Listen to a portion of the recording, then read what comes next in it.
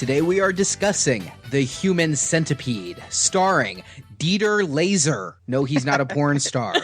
Ashley C. Williams. She's not one either. And Ashlyn Yenny, directed by Tom Six. I'm Arnie, the front mouthpiece of this Human Centipede. Wait, that's no fair that you called the front.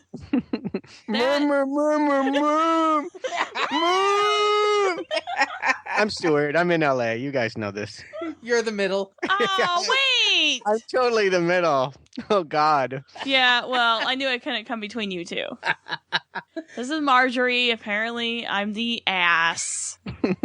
And we're discussing The Human Centipede. And while we oftentimes have an explicit label at the beginning of our podcast, that can't even begin. We're going to be skirting the Supreme Court's ruling on obscenity. Not really. This podcast. I don't think so. Because Marjorie, this is not safe for work. You're if you always are not safe for work. Someone playing this during work and you think we're funny and you heard us talk about Freddie and all this, turn this off. You would need to be alone, no children around. I'm not even sure.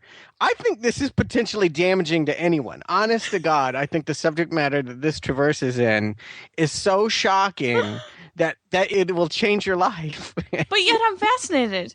Yeah, well, it is a fascinating, which is why we got to do this show. You know, it's not normal that we, halt the presses from our series and do a one-off on a little microscopic horror movie, but I think this film earns it. Now, this is a horror film from the Netherlands, and if you haven't heard of The Human Centipede, I completely understand. It's currently playing in 18 theaters in the U.S., and then only at midnight showings, but it is also available on Comcast On Demand, which is how Marjorie and I got to see it here in the middle of nowhere. And screw you, Comcast. That's all I'm going to say. Yes. It was an ordeal. Now, I believe we have to start with a plot summary, and then people can push stop across the nation. The Human Centipede doesn't cover it? Can we give them one more warning, please? People, this is not like a sci-fi, this is not like The Fly, where there's DNA mixing up and it's a mutant monster person. This is a very different take on what a human centipede could be, and when you find out what it is, it will get you. I promise you. So really, if you're squeamish, folks,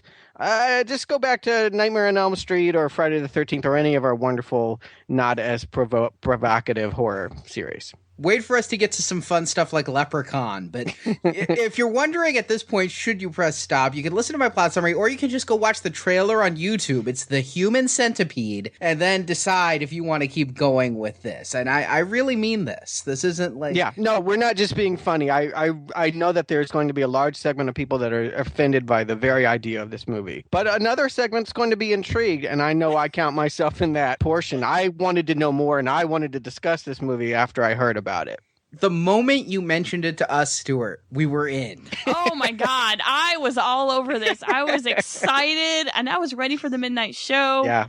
And I really wish I could have seen it with a group of people because we had to watch it in our living room. Well, that's its own experience. I did get in. It was sold out in LA. There was only 2 shows. The first one I did not get into. The second one was sold out, but I did squeak into that one. We'll talk about all of that once we discuss our experience with the movie. But you're right, Arnie. Let's just go ahead and unleash this.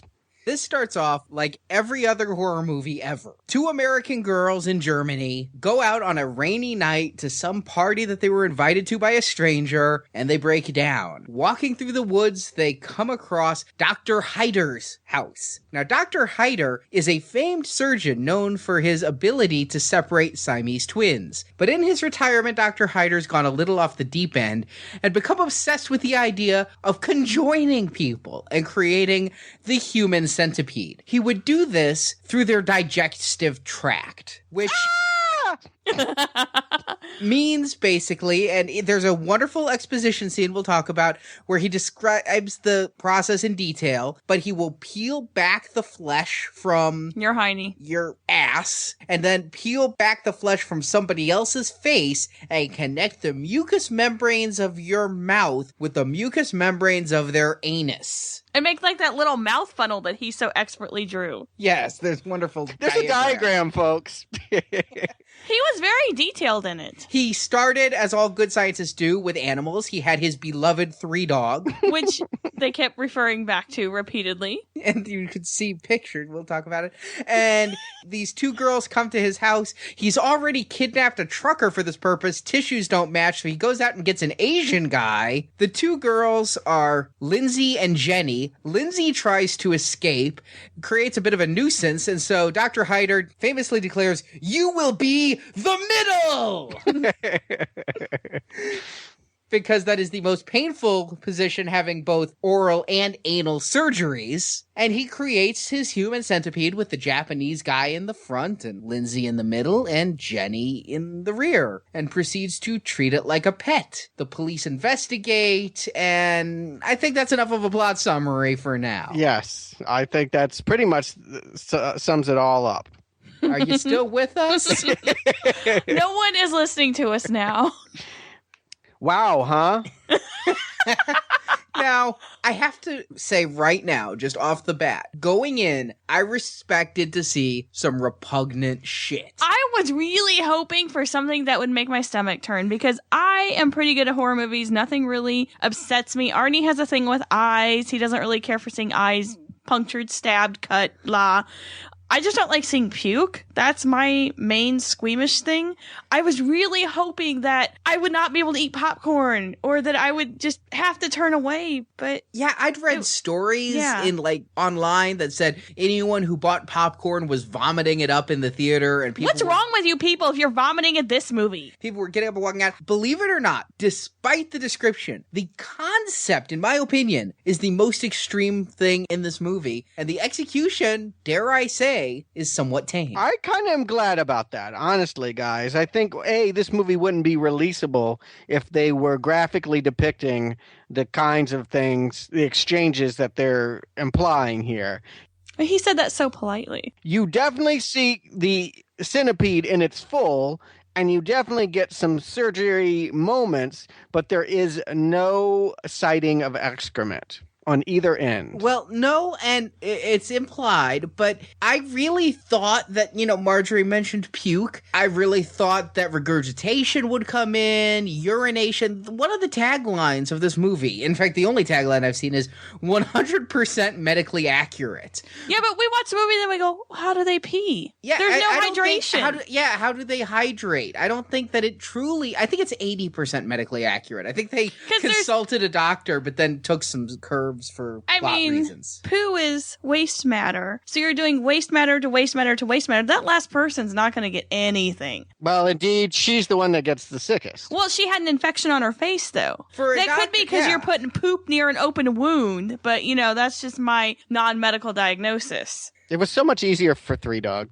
Yeah. Well, his beloved it died. 3-dog. We don't know how the 3-dog died. Well, he did it with Rottweilers, first of all. And we know that dogs don't they're always game for this. They probably wouldn't even need the surgery to be up in each other. That's just how dogs are. In fact, I didn't think that the dog picture we saw was surgery. I just thought they were all licking each other's ass.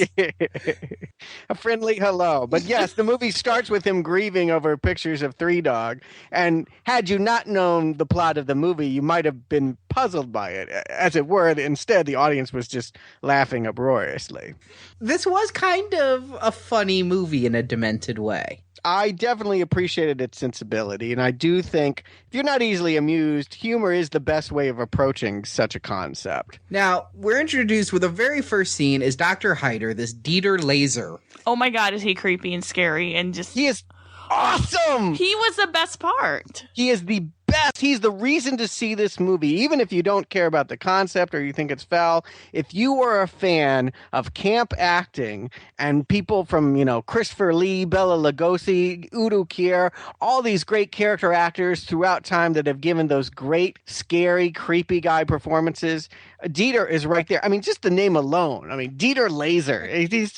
He's so cool. And he's physically, I just couldn't get enough of staring at the guy. He's so gaunt, and it's almost like he's dying before your eyes. Did you guys notice even his fingernails are like sunken in? It's just something is medically wrong with this guy. I was worried about him. Yeah, he did the creepy doctor crazy person so well that I'm scared of the man. He could be my neighbor and I'd be terrified of him. He did it so well. His presence and the way he moved, and then, I'm sorry, but even his Matrix-like little lab coat was downright creepy. He just did have such a way of moving with these exaggerated things. And, it's a little bit of a cliche, the crazy German doctor. It goes back to, World War II and all that. But he pulled it off. He took this cliche and made it his own. And I never questioned for a minute that he was one crazy son of a bitch. No, I enjoy not only his physicality and his mad plot, but there's also just a sweetness to him and the off moments. I mean, one of my favorite moments is that after he's unveiled this plot to his captives, he goes upstairs and has breakfast, and all he eats is canned fruit cocktail. And there's just this funny scene of him reading the paper and eating canned fruit cocktail. And I just thought, well, this is a moment we don't always get in a horror. I felt kind of bad for him that he was the single guy eating canned fruit cocktail out of the giant can too. Did you notice he had like the gallon size? He went to Sam's Club or Costco in Germany. Mm. And in addition, whoever did the set decorating, I don't know if this is off the shelf wall art that you can buy at like Costco in Germany. I doubt it. But it's like I don't think that we can go up to IKEA and buy the conjoined twins. Blah blah. There's some weird art on those walls. But I have to say, the movie started off like just about any low-budget horror or porn film I've ever seen, with those two girls in short dresses walking through the woods. There's a very funny scene when they first get their flat tire, and it's completely random, but it really set a mood where this guy pulls up next to them. Why was the guy driving around in a tank top and boxer shorts? Just saying. He was up to no good. Obviously. Apparently that's where all the American girls break down. And I gotta say, this movie will do nothing for the German travel industry. It's just replete with ugly stereotypes of Krauts being vulgar and just nasty. But then again, the American girls don't look much better. I mean, they're essentially a take on Paris Hilton and Nicole Richie is what I thought. Yeah, typical American girls that end up in any kind of movie like this. They dress slutty. Bubble-headed, stupid, very vacuous, sluts, exactly. Yeah, they didn't know what they were doing. They all only care about the next party. Well, you know what I noticed was funny about the girls? They came so prepared and had the car company's phone number and all this paperwork and even a little flashlight to look at stuff, but neither one of them brought a coat or anything else. So they go to Dieter's place, and Dieter immediately gets the right idea. He slips the girls some roofies. I'm sure this isn't the first time either of them have had that. I'm surprised they didn't recognize the taste, frankly. And it's in water, no less. It looked like Alka-Seltzer. You notice? It had little paper envelopes that he pulled it out of. No, it had a little blister pack. Yeah. I guess you could just buy it at the convenience store there. Yeah, right next to your Yellow Jackets. And he drugs them and takes them down, and this is where the movie really begins. Now, I've got to say, I was shocked because seeing this trailer, you get to see the scene where Lindsay tries to escape. I really thought there'd be more of that to this movie because Lindsay does try to escape and Dieter chases after her. It's a great and exciting sequence. I really liked it, but it was fairly rote for a horror film, wasn't it? A girl running through a strange house and a guy chasing her. Mm-hmm. And Lindsay has a chance to escape, we should mention, and chooses to go back for her friend, who is drugged up because they're getting ready for surgery. Yeah. But you know what? I so respect her for the effort because it's the first part where I didn't think she was a self-absorbed bimbo. Like, she actually felt something enough for her friend to go on this suicide mission to try and get her away. Because, it's not like she could have escaped and gotten help. By the time she came back, Lindsay would be in some other form. I would think that she could. I told Marjorie when we were watching this, if this ever happens to us, run for the cops. Because you're not going to escape with me. Go get the cops. That's your best option. Because dragging my body out a broken window, that's going to end poorly for both of us. Go get the cops, and there's a chance that we'll both survive. The other thing is there's that part in the scene where he closes the pool lid, and I'm like, yeah, I'll just drown rather than be that human centipede. Yes, I will take my drowning. Yeah. I mean, suicide would be a better alternative, and it's indeed the conclusion that the Japanese man comes to. There's nothing really about the movie that doesn't feel familiar. You could even say cliche, except what they are are going to undergo. Yeah, and they get there very quickly. Now, again, the tagline's 100% medically accurate. My thinking, I'm not a doctor, but I play one on this podcast. My thinking would be, if you were doing this as a doctor, would you conjoin all three people at once? I think you'd do a series of surgeries. Moreover, I think as a plotting thing for this movie, it would have been more scary if he'd conjoined, say, the first two people and the third one had to watch and wait for them to heal up, and then attach the third person. All three are attached, and I mean, that's pretty much it for them. That's how they spend the rest of the movie, is mouth to ass. Well, you have to remember, the movie's subtitle is First Sequence. He is building up to something, Arnie. This is the first piece. Without spoiling anything that is known about the sequel, and they are already working on a sequel, I think the Centipede is going to grow.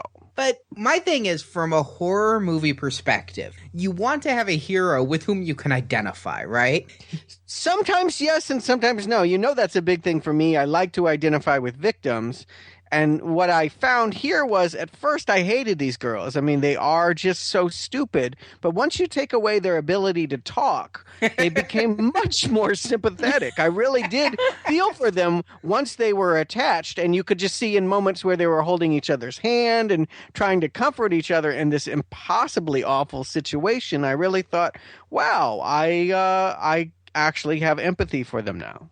But wouldn't you have had that same empathy if, say, Lindsay had been attached to the Japanese guy and Jenny had to watch knowing she was next? Wouldn't that have upped the horror and, given Jenny a chance to escape, wondering if she can escape, instead of just the rest of the movie? I'd say the second 2/3 of the movie is Hyder playing with his new pet. Yeah, he tried to make it fetch a paper even. Which I found, I didn't get it. It was hilarious, and it's like Three Dog, you know? I mean, he's really grieving for that dog and all the old tricks. Yeah, because he's trying to teach it to walk. He's trying to teach it to fetch the paper. Now, I'd seen the trailer, and in the trailer, you can see this centipede, and they're all bandaged, so there's no like genitalia flapping. Yeah, there's no around. nudity, which I'm saying that was a good thing, but I think that it is a cover-up for not having the money to do really good effects, and that the bandages are kind of covering up what they couldn't do. But again, I thought in the trailer that he was maybe forcing them to practice, like,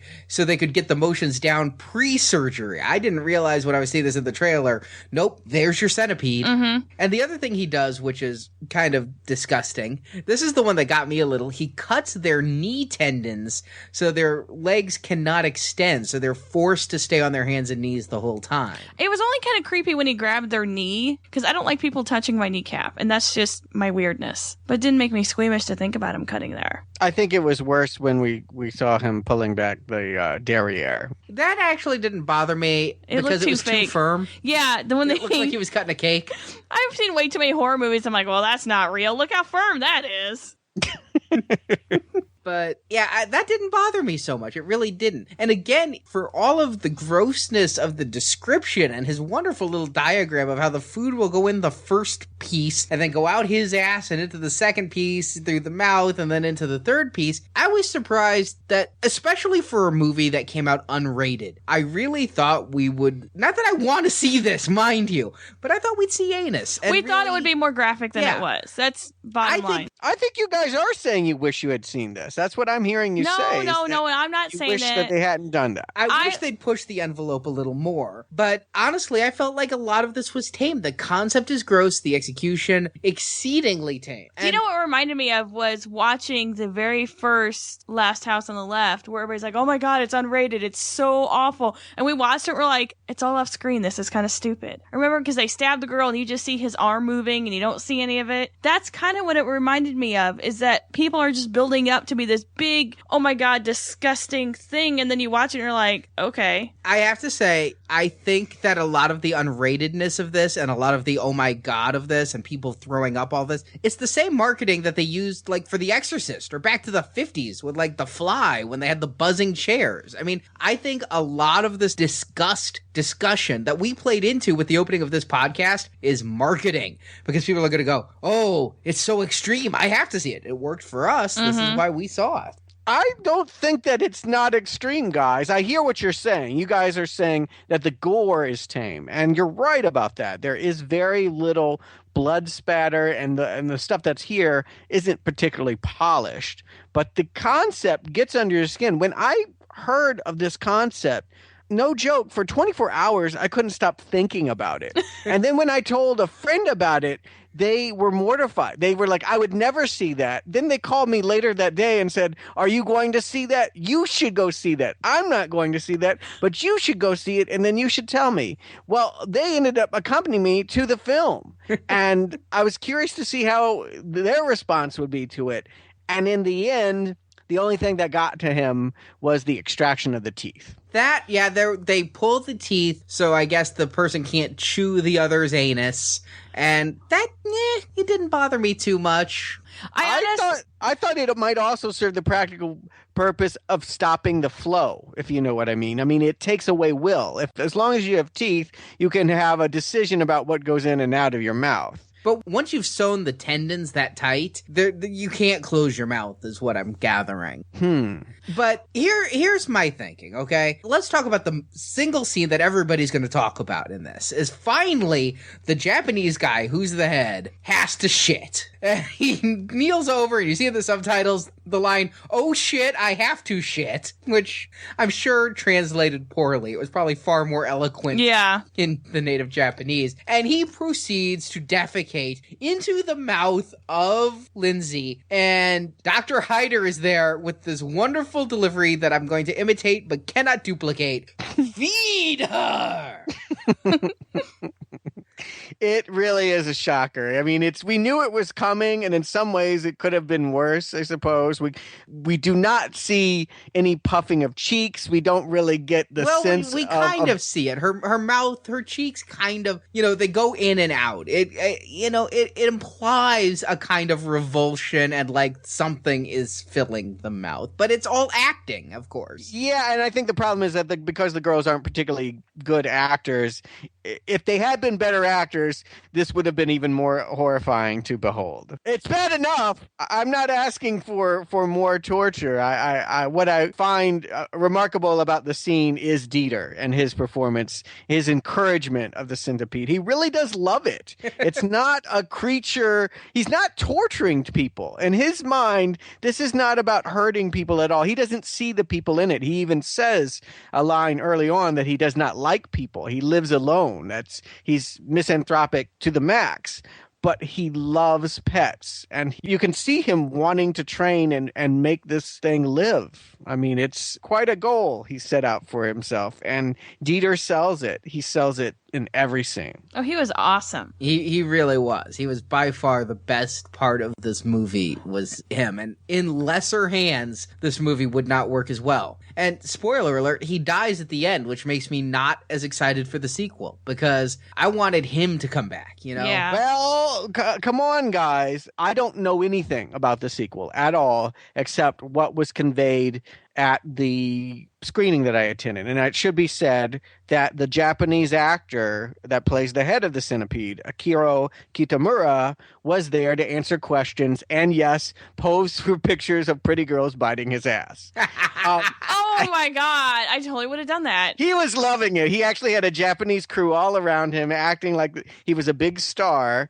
And I guess he does direct his own. He's a director in his own right. He had directed some horror movie a couple years ago with Daniel Baldwin. Go figure. I don't know anything about it. But he had an established career, unlike the two women who had not ever worked in a movie before and may never again. The two women who ate his ass. I mean. Yes. More about that later. But he said that he'd talk about the sequel, but that he had some ideas about where it was going. He had talked to the director about it. Let's think about this. Would they really not bring back the best thing about the movie for the sequel? Not if they weren't counting on the underground success of this movie. Right. Come on. Dieter is the movie. I'm going to throw out a theory here. His whole job was about extracting conjoined twins. His whole life, he separated Siamese twins. That was his whole mission, and all of his art, and all of that was about that. And that was sort of what gave him the idea of the human centipede. Is it not impossible to think that he has another half out there? That would be a way to go. Someone who's just as crazy as him who might pick up the work for the sequel. I sure hope so, because God, I know, I agree. I don't think I would want to see any more without Dieter. Or they have to work really hard to get someone as good as Dieter. I agree. I would want to see him back. And given that this movie was completely predicated on cliches, I'm all fine with the eviler twin cliche. Yes, they know what people are want. We're sickos, and yes, we really want to see how the body can be modified in horrific ways. That is the appeal of the movie in a nutshell. It's very evocative of both David Cronenberg's work and the Japanese horror director Takashi Miike. Have you guys ever seen Miike works? No. I think you guys might dig him. His movies aren't good. Wait a second now. But there is always about 5 or 6 minutes of footage that will rock your brain. There's always a sequence or two that's so graphic and crazy and gory. Miike was actually cameoing in Hostel. Eli Roth wanted to evoke what Miike had done in Japan by casting him as the Japanese man at the end of that movie. So in many ways, all of the torture porn that we have in existence that became popular this decade is all owed and owes a great big debt to Miike. And it's part of the reason why a Japanese man is at the head of the Centipede. The director, Tom Six, wanted to have someone physically represent his love of those extreme graphic Japanese horror movies. And he also wanted to have an actor who couldn't communicate with anybody else on screen, so that you literally have 4 people in a room and no one can talk to one another. I thought that was brilliant, actually. I did too. The girls' mouths are shut, and the Japanese man can't speak German or English, and thus Dieter doesn't understand him, and yet they try to forge some kind of man-pet relationship. Now, here's where I think the movie could have gone more extreme, in ways I expected it to, and ways that I think should have, okay? Let me just say, if somebody is shitting in my mouth, I'm going to pull away with all the force I have, and if it means tearing out my surgery staples, so be it. Seriously, I expected that. Now, I agree with what Marjorie said earlier. They probably didn't have a whole lot of budget for makeup work and things. But come on, didn't you expect to see them tearing apart from each other for sheer survival's sake? I, for honest to God, did think at some point the centipede would separate, but it never does. I mean, it ends... It ends poorly for Lindsay. Yes, it really does. And it doesn't have much of an ending. They don't really know what to do once everyone is dead. But there is the middle piece that's stuck alive, attached to both a dead man ahead of her and her dead friend behind her. And again, this is where I go, she's surrounded by a bunch of broken glass. Why couldn't she just take care of it, at least in the front, get that taken care of, cut herself off his ass, and then perhaps turn around and cut off her dead friend? Well, that's a very logical approach, Marjorie. But It is. I don't know that I'd be quickly grabbing for glass after all of this. I mean, I think if I could even survive the trauma of what had befallen me, I don't know that I would be thinking rationally or with a logical how to escape it. I liked the fact that they did try and escape. I mean, the Japanese man is a fighter. He spends the whole movie really antagonistic against Dieter Laser's character. He bites him at one point. He's defiant. He doesn't want to fetch the paper. He's always angry, and he leads a resistance trying to get up the stairs and out. Literally. Yes, he tries to be the hero of the story, but ultimately believes that he's karmically being paid back for cheating on his wife and commits suicide. The one thing that bothered me about the end of the movie is there's a big gaping plot hole where they crawled up the stairs in their centipede form. And they start to tear apart with it. You see a lot of blood in the bandages. But there was, when he crawled up the stairs, when Dieter crawled upstairs and licked the blood, that was so awesomely creepy and just, oh my God. But how did he get them down there? There has to be some sort of elevator that the centipede will fit on, because he does not look like the kind of guy that's going to be able to... Oh, leveraging a human centipede. You know, you need at least one person on each end. Exactly. And he seems to care for it greatly, so that's why I don't understand why... I don't know, I just... Yeah, how'd they get downstairs when they couldn't get back up was a bit of a plot hole. It didn't occur to me so much when I was watching it, but in reflection, it is, yes, they do end up outside on the lawn, and yet they are created and sewn together in the basement. And that's where he hides them when the cops intervene towards the end. You're right. Is there an elevator? Maybe.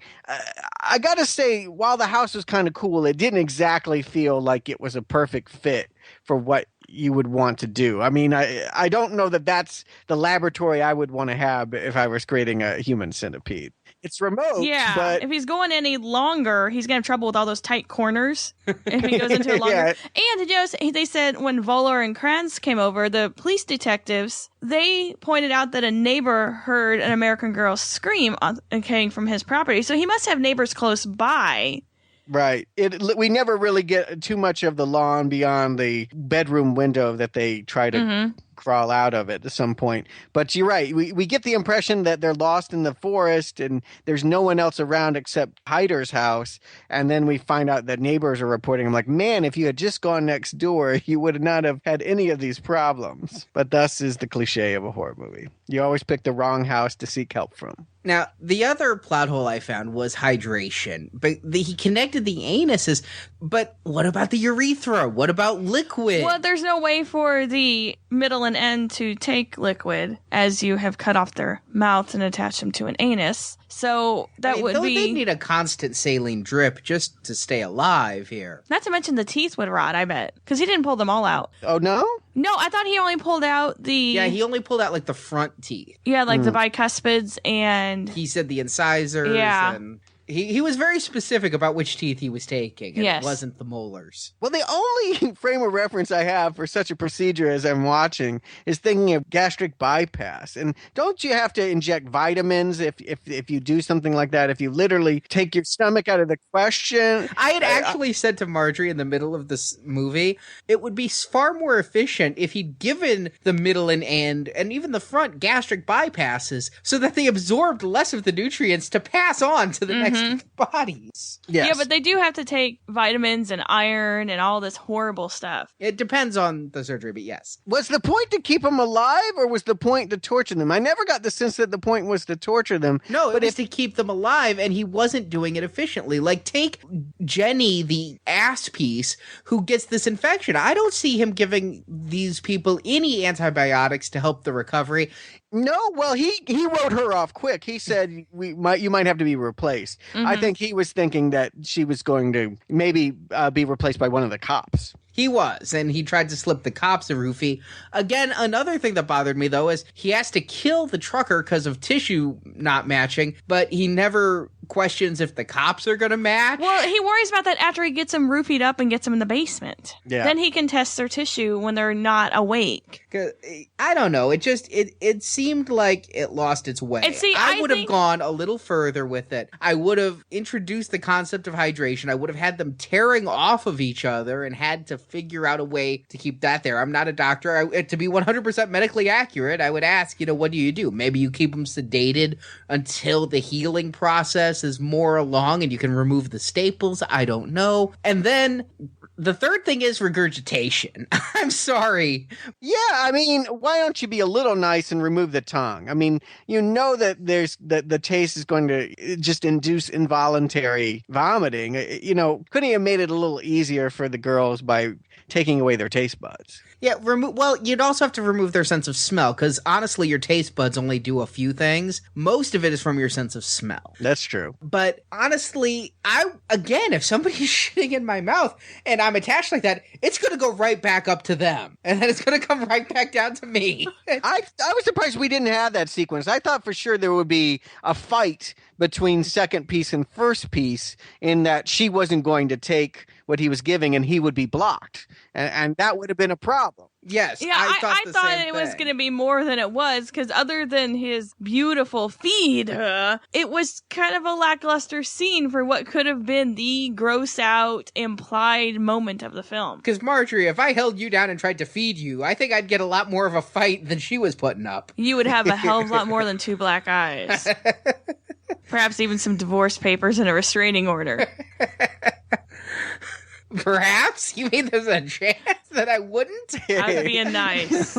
But I gotta say, there are a few genius things that do happen here. One of which is when he comes up to the centipede and those girls who really have been whimpering and moaning in agony for about an hour, he finally just goes, I'm gonna cut your vocal cords. Why didn't I think of that earlier? Well, he said he was going to do that on the next one. No, he was going to do it to them. Oh, he I was? thought. He was going to modify his surgery and do it to them. And I thought that was kind of a nice little twist there. And the other scene, and I really thought this movie is going to get grosser than it does, because when he's near the end, he's checking the health of his centipede. And the middle piece, he goes, constipated. We'll give you a good laxative. And I'm like, oh, God.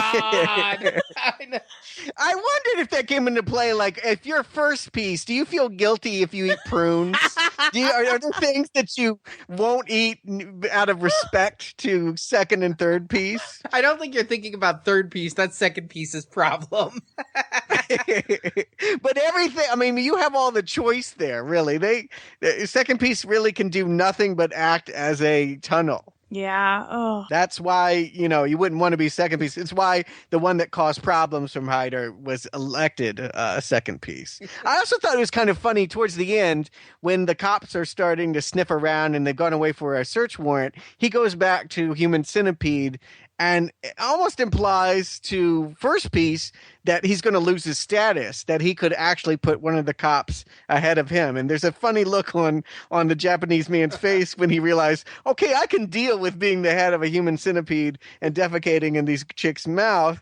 But if the favor gets returned to me by some big burly cop, I got to get out of here. It's sort of what gives him the impetus to find the strength to get the hell out of there. Yeah, I have to say that when the whole movie was starting, my thinking is that this has to happen to me. Dear God, let me be the head. It's in a lose-lose situation, it is the optimal position. Like I said, he still has a sense of power. He still has some control about where they go, what to eat.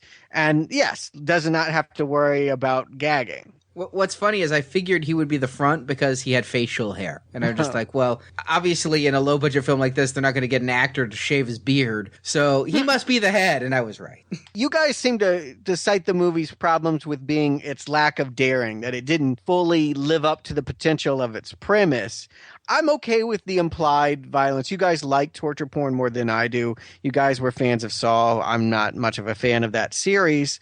But I do feel like the movie would have been a lot better if you had had a better director, someone with a little bit more control over suspense. The movie isn't very scary. It isn't very exciting. It's more unnerving. And I think that if some of these scenes were thrilling, if you really caught up in the moment and were, thinking that, yes, the American Girl and the escape could actually get away. If they had played with that some more, I would have been a little bit more provoked by the whole experience. I certainly would have been more engaged. That's exactly what I was saying when I said that perhaps he should attach the first two and the third one should have to watch to give more of that sense of suspense and horror. And this is coming for you. The fear of horror isn't when the knife hits. It's when the knife's coming. True. And so I wish that had been played out more. When he had his human centipede, I felt an immediate sense of disappointment in the film that there wasn't going to be more of, oh my God, this is going to happen to me next, which would have been more horror. As it is, this is just kind of a disgusting, raunchy comedy. It's not really horror past the chase scene with Lindsay, which is a great, if not entirely original scene. And I do love, though, that her punishment is she's the middle. Now, Stuart, you said that you've seen the Japanese actor Akira Kitamura speak. I have to ask this because I'm gross, and it's a gross movie. Were the actors very concerned with genital hygiene on the set? I don't know that they were concerned because of the way that it was handled. There was no body contact whatsoever at any point. The diapers hide the fact that there's a prosthetic butt underneath and that there's actually a plastic, I guess you would call it, like a bit. And that's what it's like, a little pigtail, and that's what people bid on and stayed connected to. There was absolutely no connection. I did think it was funny that the actor is very charming and made lots of off-color jokes, definitely won the crowd over. He said that he spent the whole movie trying to seduce both girls, that he really wanted to get laid with one or both of them, and they kept claiming that they had boyfriends. But I wonder if just maybe they didn't find the idea of being intimate with someone that they had to spend all day chewing their butt plug on. I don't know. At any rate, he was a charmer. He was a lot of fun. He had good stories. One story I did appreciate was he said in the scene where the human centipede rises and sort of comes to life, the Frankenstein moment, if you will, and everyone is crying. The girls are whimpering, and the Japanese man is howling, and Dieter picks up a mirror and looks into it and is crying, and like in this self-love moment.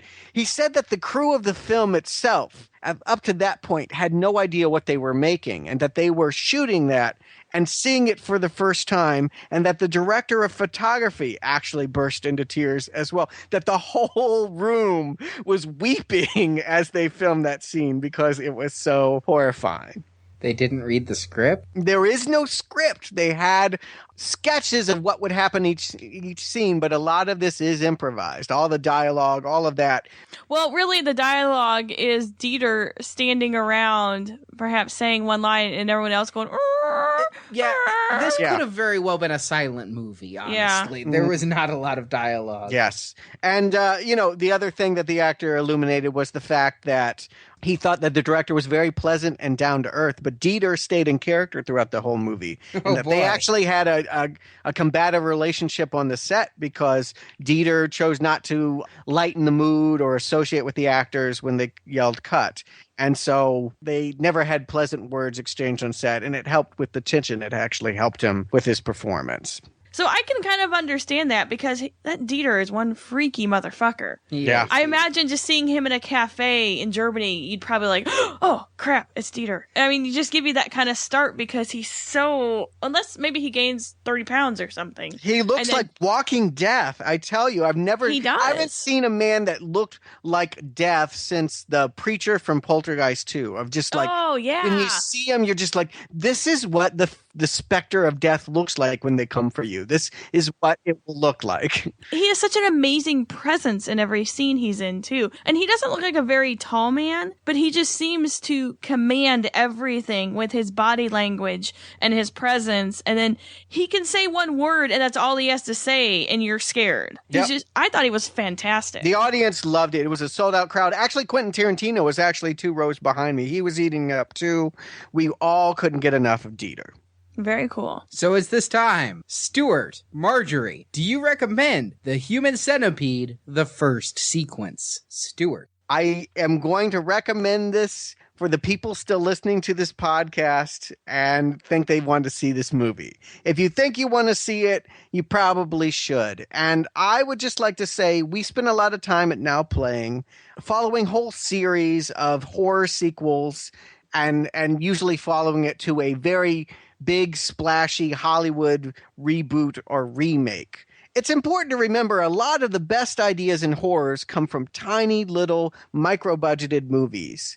And I would like to support the micro-budgeted, clever, smart, bold movies like this that are always pushing the envelope, that are really taking the horror genre and leading it forward. I'm not saying this is a great horror movie, but I'm saying it's a provocative one and that it's pushing the envelope in ways that Hollywood horror films cannot, will not. Will we one day have a Lionsgate or Platinum Dunes remake of Human Centipede? I don't know. I can't say that for sure, but I know that this is the real deal. And if you like real midnight movies and real horror movies, you got to take a look at this one. It's the real McCoy. Marjorie. I do recommend this movie because I don't think there are enough movies out there like this today. We have pretty much fallen into the rut in America with the slasher film that doesn't shock anymore. And that's part of the fun of seeing a horror movie is the, oh my God, no, they're not really doing that. And I guess I am a fan of torture porn. Not so big on the Saw series. Not the best, I think, but I will say that Saw can make me squeamish sometimes with some of those devices.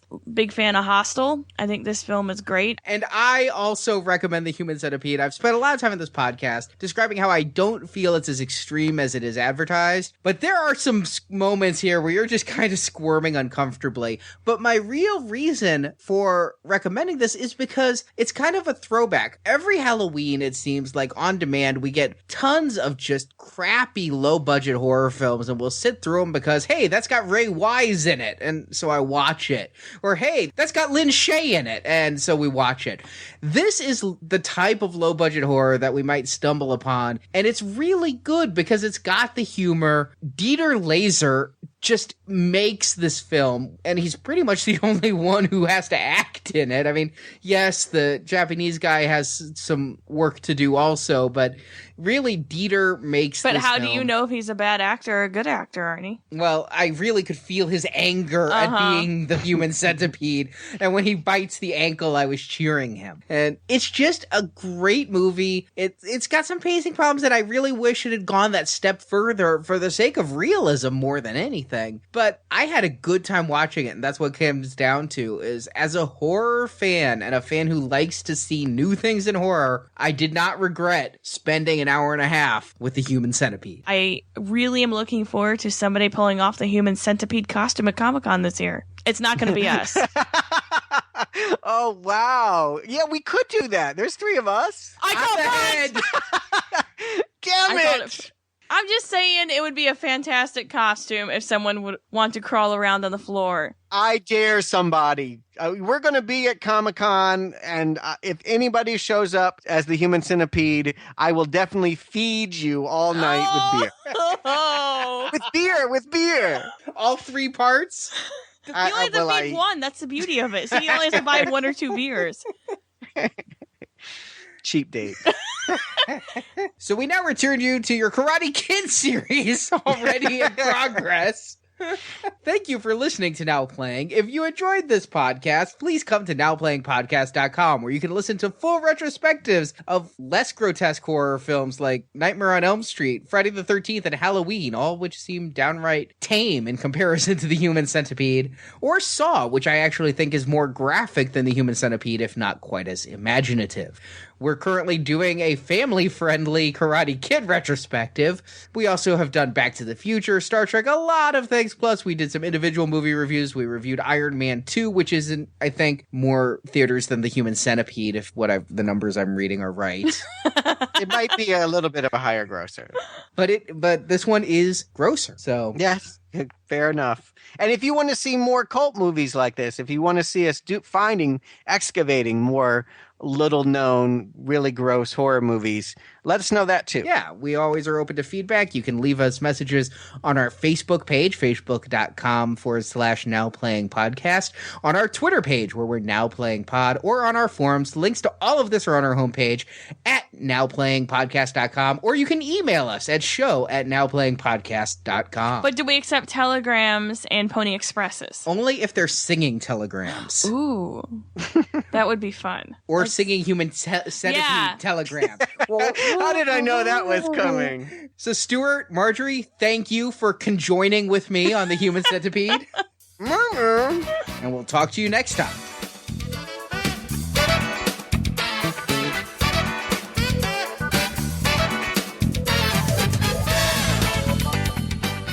Now Playing is a Venganza Media production. Copyright 2010. All rights reserved.